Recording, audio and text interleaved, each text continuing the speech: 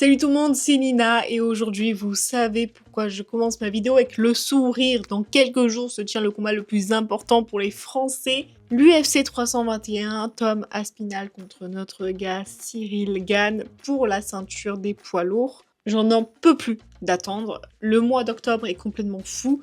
Plein de rebondissements. Et vous m'avez demandé mon pronostic, même après mon erreur de celle de Baki. Mais bon, rien ne m'arrête, vous inquiétez pas, je continue à donner mes pronostics, qu'ils soient frauduleux ou véridiques. Je serai toujours là pour apporter mon grain de sel. Peut-être faire le chat noir, peut-être que j'aurai tort, peut-être que ça va faire plaisir à certains. Mais en tout cas, je vous donne le mien et je détaille évidemment. Oubliez la propagande, oubliez le train, tout ça. Ici, on va parler honnêtement. N'oubliez pas de me donner votre avis en commentaire. Évidemment, ça reste un espace de respect, les gars. On regarde tout ça en live ensemble. Tout est prêt. Je sais pas encore si ce sera sur Twitch ou Kick, mais je vous dis en commentaire épinglé. Et en plus, les horaires sont dingues. Prélim à 16h, main card à 20h pour les Français. Donc profitez-en. On perd pas plus de temps. On passe au pronostic, évidemment, directement au main event. Cyril Gane contre Tom Aspinall. Le combat qui va nous maintenir éveillés. Et vous devez le savoir, je porte Cyril Gane dans mon cœur de dingue. C'est un combattant exceptionnel, je rêve même qu'il remporte cette ceinture, qu'il la ramène en France. Mais ce pronostic, je l'ai compris, faut arrêter les pronostics de cœur.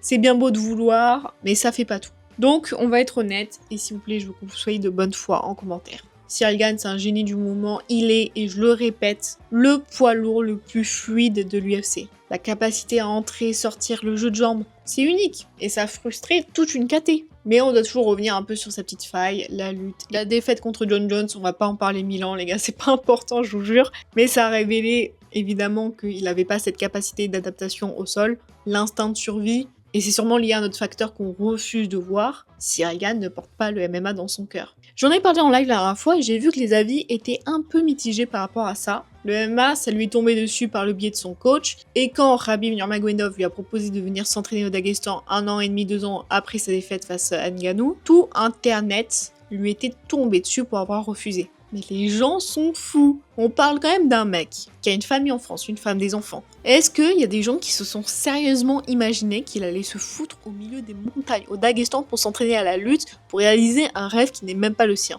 Parce que c'est le rêve des fans. Aujourd'hui, Cyril Gane préfère quitter l'UFC que quitter Fernand Lopez. C'est pour dire à quel point il porte pas le MMA dans son cœur non plus, même si je doute pas qu'il adore ce sport, mais il le voit comme son taf, tout simplement. Le combat, il est fait pour ça. Y a pas de doute. Mais est-ce que c'est ce qu'il veut profondément? Est-ce qu'un mec qui ne rêve pas de devenir champion du monde peut le devenir face à des mecs qui s'entraînent depuis des années pour ça? Des mecs qui n'ont que ça dans la tête. Il est la nouvelle génération, plus athlétique que Gane sur les premiers mètres, avec la puissance pour mettre KO, et c'est un grappleur d'élite. Il a tout. Honnêtement, il a tout. Le plan d'Aspinall est très simple. Il va menacer Cyril avec le striking, dès qu'il va être un peu à reculons, il va forcer le takedown, et ce sera réglé. Mais faut qu'on se rappelle de quelque chose, c'est que Tom Aspinall a subi une triple blessure lors de son combat contre Curtis Blades en 2022. Alors c'est peut-être 3 ans qu'il a subi ça, et oui, il a remporté 3 très belles victoires consécutives après ça. Ces victoires, elles sont impressionnantes, mais elles ont tout un point commun. Elles ont toutes été faites par finish au premier round, très rapidement. Aucun n'a testé son genou sur la distance. Aucun n'a eu l'occasion de mettre en épreuve sa résistance sur 5 rounds, et c'est là la grande opportunité pour Cyril, je pense. Il doit pas se précipiter et faire ce qu'il fait de mieux, danser, piquer et surtout accumuler les low kicks sur la jambe qui est blessée et la jambe saine. L'objectif, je pense pas que ce soit un KO au premier round. De l'emmener dans les rounds 3, 4, 5 et le fatiguer, de le forcer un peu à pivoter sur ce genou réparé et de le soumettre à une pression physique constante qu'il n'a pas eu depuis la blessure. Si le combat devient une guerre d'usure, je doute pas que Cyril peut très bien l'emporter.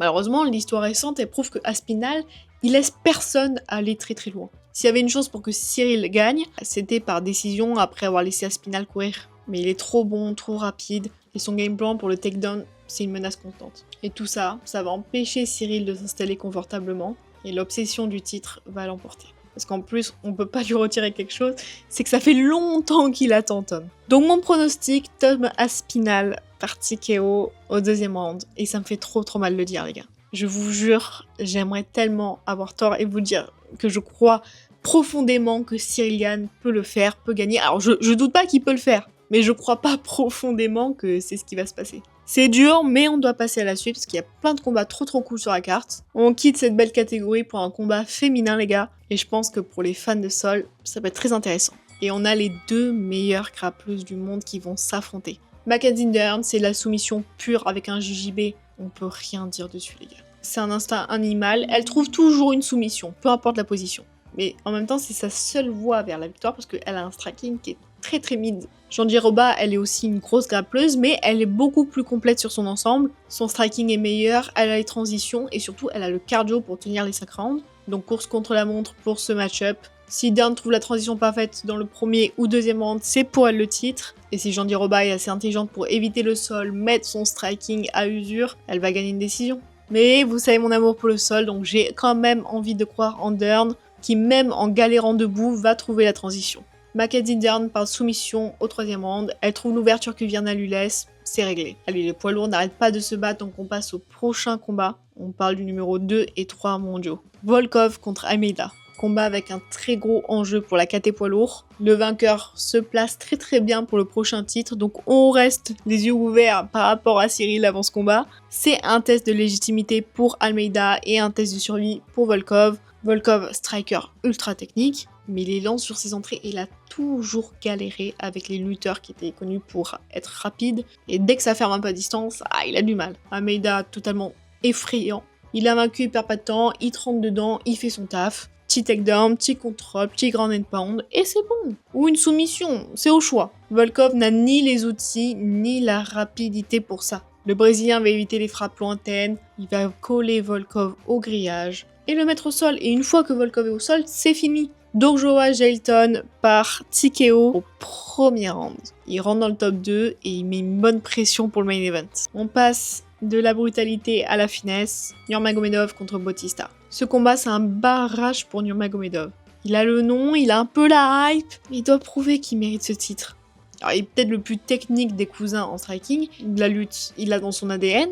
Mais on va pouvoir voir un peu ce qu'il fait. Bautista, c'est un excellent combattant. Solide partout, mais Umar, c'est quand même au-dessus. La vitesse et le fait qu'il soit imprévisible comme ça, je pense que ça va vite tester Bautista. Donc quand il va frapper Bautista, il va être que en défense, et quand il va lutter, ça va être mode survie. Umar va mélanger tous les arts martiaux à la perfection et il va faire du vrai MMA, je pense. Et cherche la domination totale pour marquer les esprits. On a fait le tour de la carte principale, mais n'oubliez pas que les vrais bangers se trouvent souvent dans les prélims, je le dis à chaque fois. Je vous donne mes 3 combats qui méritent d'être surveillés de très près. Alexander Rakic contre Azamat Murzakanov. C'est à l'odeur du sang, littéralement. Rakic revient après 2 ans d'absence. Après une blessure, il est face à un Murzakanov invaincu 15-0 qui finit tout le monde. Murzakanov a un power punch de dingue.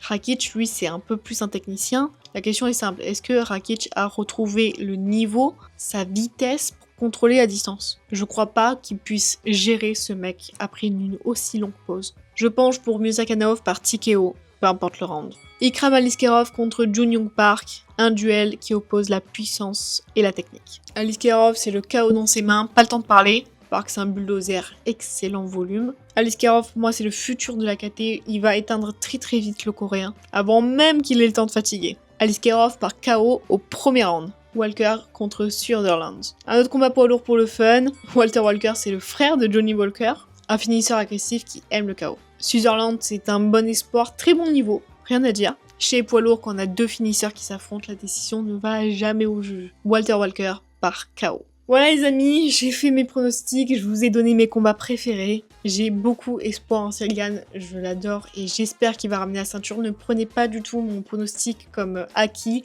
comme un souhait. Je veux pas que ce soit détourné. Évidemment, je souhaite et j'espère pour le MMA français qu'il va pouvoir ramener cette ceinture. Est-ce que si tu ne portes pas le MMA dans ton cœur, tu peux gagner face à quelqu'un qui a ça dans la tête depuis des années? Évidemment, peut-être que je me trompe, n'oubliez pas de commenter tout ça.